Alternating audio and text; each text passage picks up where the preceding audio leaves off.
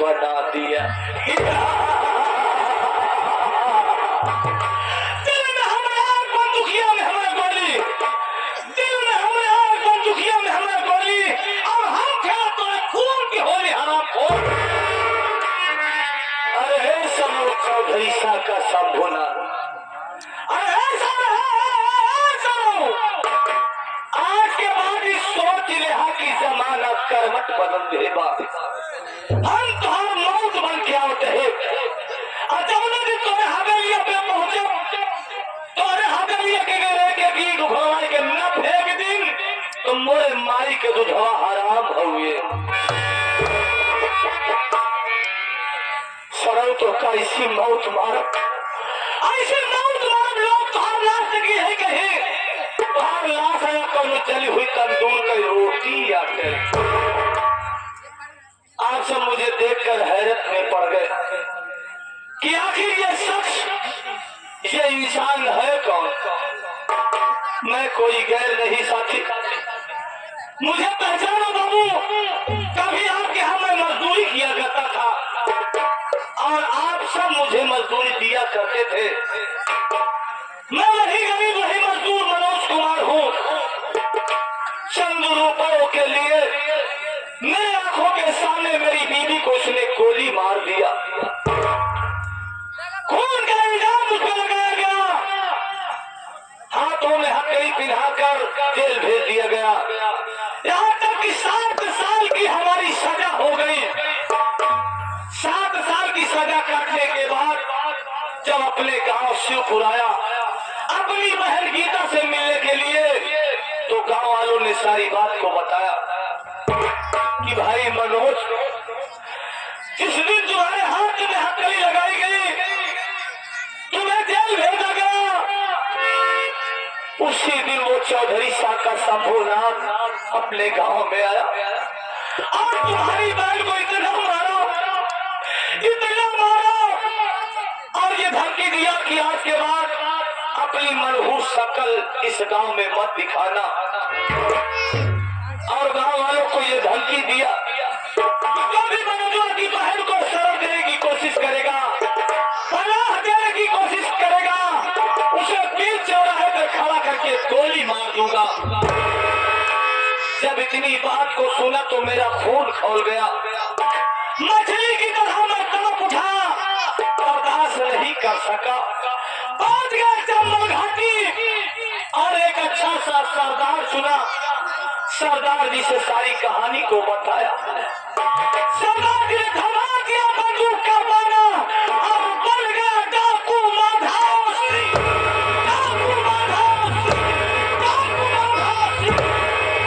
अरे जमाने में कम नहीं, हम किसी से कम नहीं, जमाने में कम नहीं, हम किसी से कम नहीं, ये जमाना हमसे है, हम जमाने से नहीं।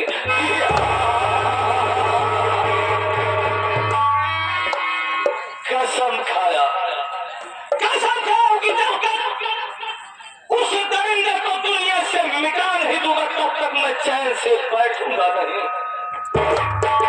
देख रहा हूं कोई साथी दिखाई नहीं दे रहा है, कहां सब चले गए, थोड़ी देर इंतजार करता हूं।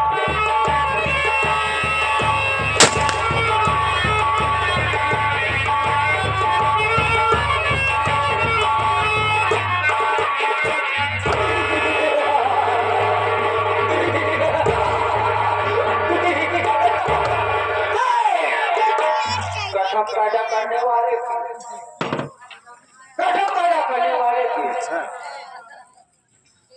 दौड़ते नदीदार हो गया, दौड़ते नदीदार हो गया, भागा की मोटरकार हो गया, और जब आया कुत्ते पे निशाना तो वो विशाला सियार हो गया। कठम पैदा करने वाले आप लोगों को पता नहीं होगा कि मैं गांडू कैसे बना, आप लोगों को पता नहीं होगा कि मैं गांडू कैसे बना। डाकू, आप लोगों को पता नहीं होगा कि मैं डाकू कैसे बना। साथियों, मेरा भी एक परिवार था, मेरे परिवार में मैं और मेरी बीवी दोनों लोग हंसी खुशी अपना परिवार चला रहे थे। एक दिन मैं गया घर से, मेरी औरत बोली आज मेरा सरपंचा भात खाने का दिल कर रहा है। मैं अपनी औरत के लिए सरपंचा भात का इंतजाम करने के लिए गांव में गया और कहीं से दाल मांग कर लाया, कहीं से पालक मांग कर लाया और एक जगह गया, एक रत्ती हींग लाया और हींग से काम चलाना था। इतने में साला साका शंभूनाथ चौधरी आ गया। उसकी हमारे घर पर पड़ गई और वो जब उसकी नजर हमारे घर पर पड़ी और वो साला वहीं से गुजर रहा था, उसके नाक में मेरे घर का सरपंचा भात का महल चला गया। वो साला हमारे घर पर पहुंचा और पूरा सरपंचा भात खा गया। सरपंचा भात खाने के बाद वो वहां से जब चला गया, हमारी बहनिया ने बोला मेरा सरपंचा भात है वो खा कर गया है, उसके तुम अगर असली मर्द हो तो उसको तुरंत तुम्हें मारना पड़ेगा। मेरी औरत ने उन्हें चढ़ाया बढ़ाया और मैं चौधरीओं को मारने के लिए उसके घर पहुंचा। चौधरी और सारा तंबार खाया, उल्टा मुझे तो जूता मार दिया। मैं नहीं कुछ नहीं कर पाया। वहाँ से आया, हमारी मेहरिया ने पूछा क्या हुआ, तो मुझसे सरपंचा भात का बदला लिया कि नहीं लिया। मैं बोला कि कुछ नहीं कर पाया। इतने में साली वो नाराज हो गई, मुझे घर के अंदर ले गए, जूता चप्पल बेलन से मेरा स्वागत किया। मैं वहाँ से तुरंत भागा और भागते भागते पहुँच गया चमार की घाटियों में।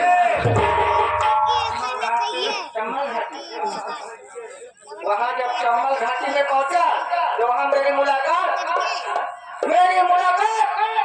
साधु माधव सिंह से हो गई।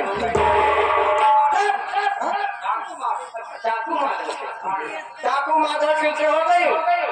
उनको सारी कहानी बताया। उन्होंने पकड़ा दिया अपना असलहा और दे दिया अपना डबसलहा।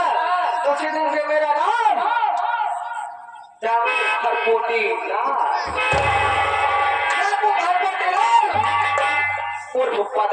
पड़ गया।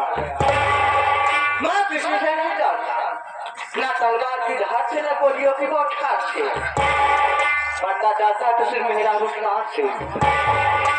हमारे नाम से हमारे गांव में इतनी बड़ी दहशत है, कोई बच्चा रोता है तो उसकी महतरिया बोलती बेटवा सो जा, नहीं तो डाकू पदैया आएगा, तेरा सारा मुंह पी जाएगा। लेकिन क्या बताऊं, अभी सरदार जी से मिलने में थोड़ा देरी हो गई। पहले सरदार जी मुलाकात करता, उसके बाद आगे सिंध रहते।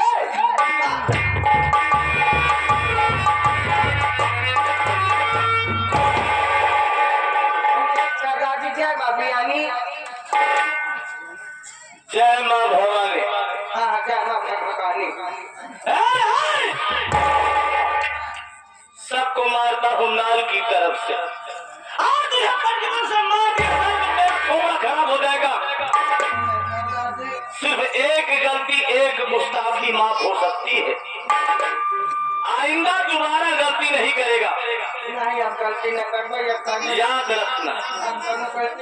और ये बता, ये तेरा एक ऐसा वेशभूषा है रे, ये सब क्या है रे? क्या है रे?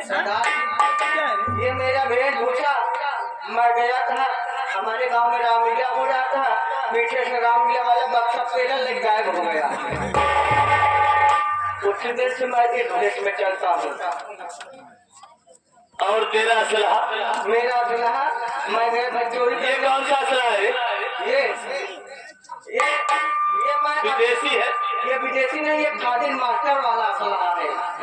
और क्या, ये खादिर मास्टर वाला असलहा लेकर मैं चल रहा हूँ। मेरा असलहा मैं चोरी करने गया तो वही छूट गया। छूट गया। मैं चोरी करने गया था, एक आदमी सो रहा था। मैं देखा कि आदमी सो रहा था, उसके जेब में मोबाइल फोन दिखाई दे रहा था। मैं सोचा कि मोबाइल निकाल कर मैं चला जाऊंगा, लेकिन सरदार जी जैसे उसके जेब में हाथ डाला, साला जेबा फटा हुआ था, हाथ में कारतूस आ गया। अब वो साला जा गया, तुरंत फायरिंग करना चालू कर दिया। मैं डर के मारे भाग लिया, नहीं तो साला मुझे मार के बेहोश कर देता। अरे क्या बे हराम खोर साले, हम पैसे से डाकू है और डकैती डालना हमारा पेशा है रे। छोटी मोटी चोरी करता है साले, शर्म नहीं आती तुझे? अब नहीं करूंगा, अब बड़ी चोरी करेंगे हम लोग। सरदार जी अब कहाँ प्लान है? प्लान है बे, हाँ हमारा विचार चाहता है चली अवध सरदार जी कली ग्राम सेवक धामापुर में बारात आई है। बारात आई है। बारात आई है या इतना दूर बारात आई है? किस वर्ग किस बिरादरी के? हाँ? अरे बिरादरी की बात करो, बिरादरी बात करे भला हो जाता।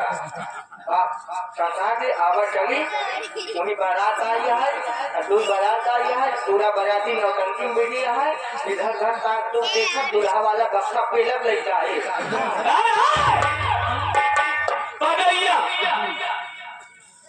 हमारा काम है गरीबों को नहीं लूटते, हम गरीब पे ना लूटते, उनके घर को नहीं लूटते, हाँ हम उन्हें लूटते हैं जो दुनिया को लूटते हैं। हम लोग जो देश के दरिंदे हैं, हाँ जो देश के हैवान बने हुए हैं, हाँ लोगों की नजर में उनकी बड़ी इज्जत होती है। सही बात है। हम उन्हें लूटेंगे। चलो आओ चलते हैं। चलो इसी वक्त चलते हैं हम बिहारों की तरफ, क्योंकि यहाँ पर हमारा एक साथी आएगा, कुछ असल है, कुछ बारूद लाएगा, बम लाएगा, तमंचे लाएगा, उससे मुलाकात करेंगे। ठीक, चलो आओ चलते हैं।